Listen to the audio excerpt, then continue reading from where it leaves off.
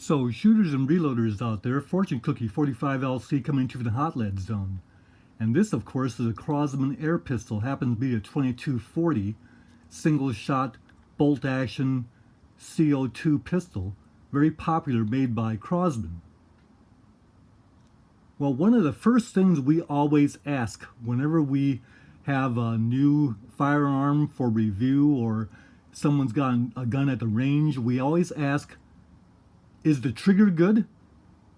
Because we put a lot of emphasis on a quote unquote good trigger. Well, this video is a counterpoint on the necessity of a good trigger. And this sounds like heresy because we always want a good trigger, right? That's why we always ask. Well, look at this air pistol. It's on safe, of course, but the trigger pull on this air pistol is horrible. And that's because it's got a long take-up, it's spongy, you don't feel any kind of release. So it's got the take-up and it's fairly heavy trigger, and it's a difficult trigger to really work.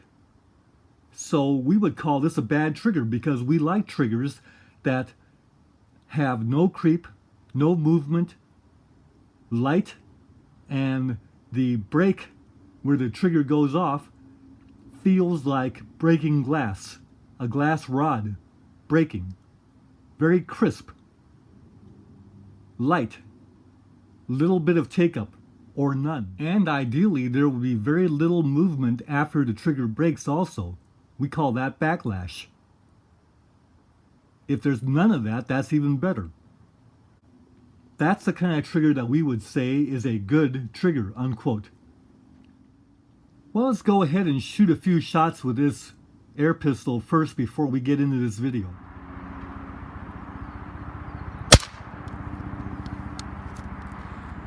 We're using our Crosman 2240 22 caliber CO2 pistol. Is single loaded bolt action. You drop a pellet right here, 22 caliber.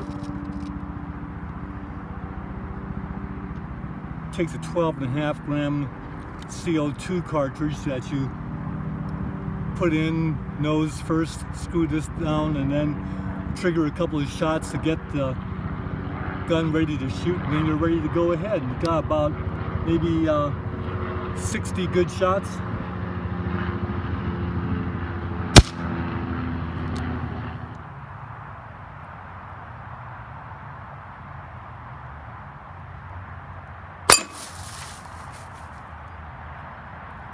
So this is my archery target on the indoors, and I came inside here and shot 5 shots.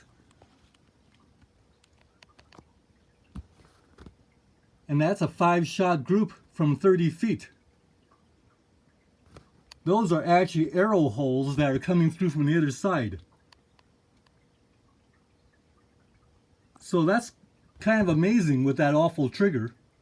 I wouldn't want to repeat that again. I don't think I could shoot 5 shots again and shoot a group that small with that air pistol, because I've shot that pistol before and I know what kind of accuracy it's capable of.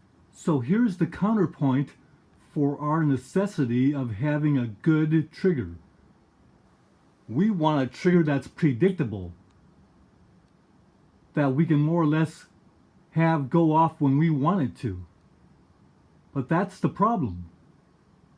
We can shoot that trigger well, but then you'll get the occasional shot that you'll anticipate and jerk off target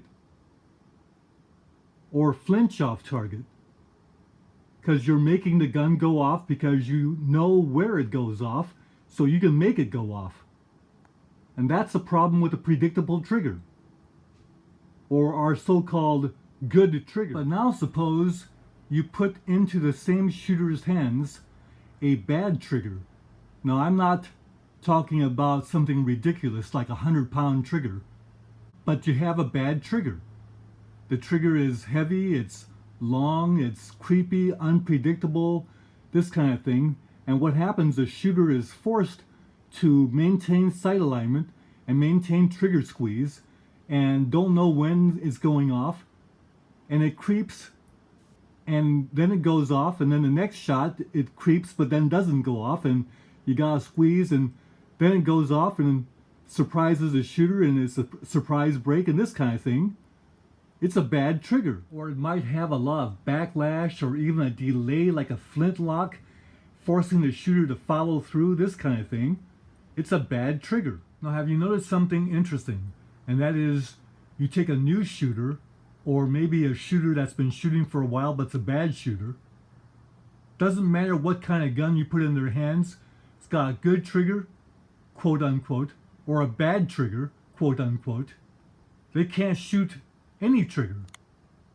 But if you take a good shooter and you put a gun in their hands that has a quote unquote good trigger or bad trigger, it doesn't matter.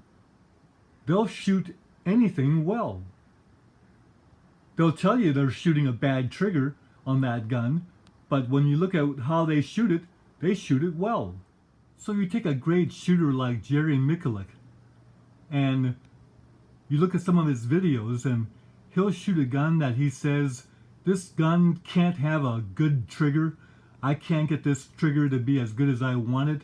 And then he'll shoot that gun, and the split times are like only 0.02 of a second slower, and his stage time is maybe 1/10 of a second slower. It's amazing. He can shoot any trigger. Now, of course, that's important to him because on 5 stages, that's a half a second.